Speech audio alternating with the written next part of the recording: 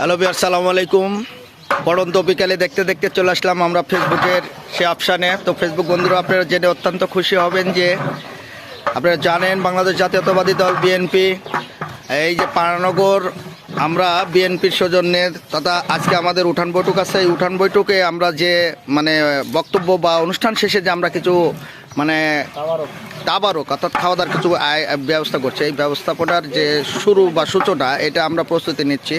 সে সাথে দেখতে দেখতে আমার ছোট ভাই সাদিক কিন্তু একজন কঠোর পরিশ্রমী ছেলে।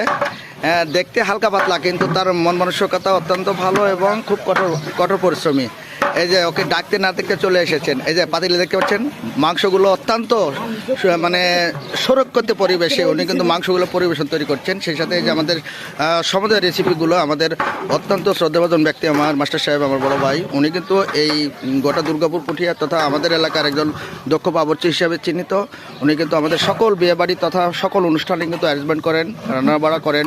ওনার প্রশংসা না করলেই নয়, উনি কিন্তু একজন ভালো রাঁধুনি হিসেবে পরিচিত আমার মাস্টার সাহেব জনাব মাসুম ভাই। সেই সাথে যে আমার বড় ভাই আছেন আমাদের বিএনপির একজন বলিষ্ঠ নেতা জনাব রাজ্জাক ভাই। আসলে ওনার কথা না বললেই নয়, উনি কিন্তু একজন দক্ষ নেতা হিসেবে আমাদের অঞ্চলে কিন্তু সুপরিচিত।